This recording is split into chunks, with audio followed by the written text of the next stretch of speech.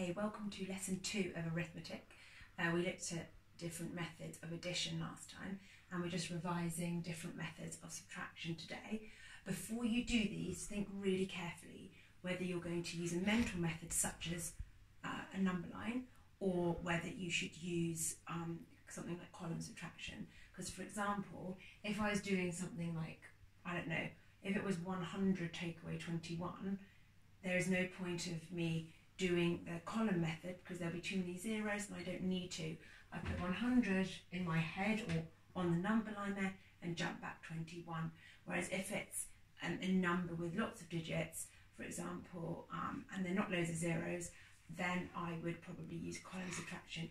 So have a look at these ones, just zoom in on those, and just pause it while you complete those, just using the methods that we've learned at school. And when you're doing the decimal ones, really remember, if you're using column method, to put them in the right columns. Okay, now you've done that, and we'll go through it, how I would do it. As I said last time, I'm just here to provide you with a range of strategies. You choose the one that suits you best. Number 1, 1000 take away 38. I wouldn't bother using the column method. I'm trying to use the quickest and most efficient one. I'd use the number line method. I apologise, my whiteboard's very small. I put 1000 and I would jump back 30, first of all. If you can't do 30 in one go, then just do 3 tens. So 1000 take away 30, 970. And then I would just take away 8. So I get 962. And I think that's a lot quicker than doing the column method. The second one, again, I've put the equals sign near the beginning. As you remember, equals doesn't mean the answer always, it just means the same as, and you're literally just doing 10,000 take away 5. I'm hoping no one tried to do the column method with that.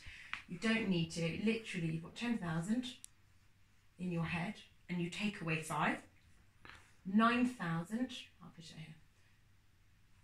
Actually, I use a different colour, sorry. So it's 9,995. You don't have to put the comma, I find it helps. If you do put the comma, just make sure you count 1, 2, 3 digits from the right, put the comma there. The next one, 5,612, number 3, take away 956. I'd probably use the column method, but you might have a different way. Again, remembering to put lining up the hundreds and the tens and the ones and the thousands there. 2 take away 6 I can't do. Remember, you can only borrow from your next door neighbour. So 2 take away 6 you can't do. You ask your next door neighbour, can I have one?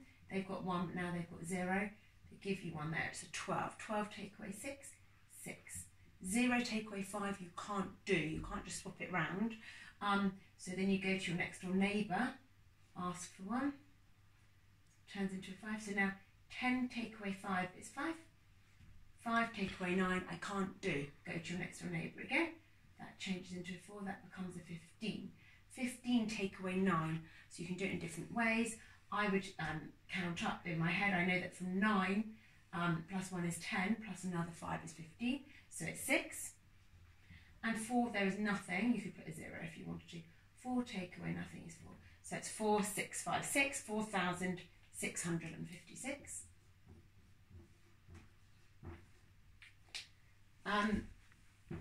Number 4, you could either jump back or do column method.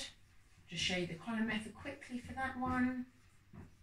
It's a quick one. 9 take away 7 is 2. Can't do that, have to borrow. 11 take away 2 is 9. Then remember, there's nothing there. You can put the zeros in to help you if you would like to. 7 take away nothing is 7. 3 take away nothing is 3. So it's 3,792. Now we've gone on to decimals. Just remember, the decimal point stays where it is. So for 58.5 take away 1.2, I would do the number line method for this. I'd partition 58.5, I'd partition 1.2 into a 1 and then a 0.2. So take away 1 is 57.5, because that is all that is moving. just that one that's changing. You've still got the same number of tens, you've still got the same number of tenths as well. And now you're taking away 0.2, so you're only taking away the tenths column, so it's 57.3, and that is your answer there. I'll just write that down for you. Now this, rather than using mental method, because it's got quite a lot of digits there, I would probably use the column method for that. 518.35. Remember, we don't say 0.35 because it's after the decimal place. We're talking about tenths and hundredths. 518.35 take away. Now it's really important. I'd start by putting the decimal place there, so it has to always line up. Take away 1.2. Now, if it helps you, you could put the zeros in as placeholders there so that you know what to do, because 1.20 is the same as 1.2. 5 take away, and keep the decimal there. Always line it up. 5 take away 0, 5 take away nothing is 5. 3 take away 2 is 1. 8 take away 1 is 7, and then you've got the 1 and the 5. So it's 517.15.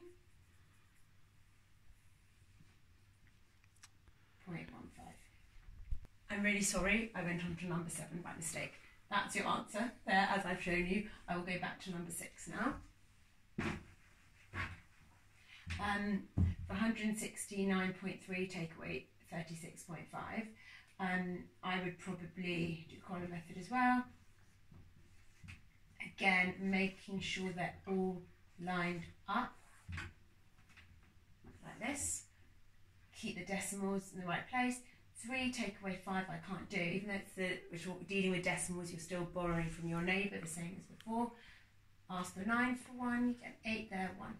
13 take away 5, have 13 in your head, 12, 11, 10, 9, 8.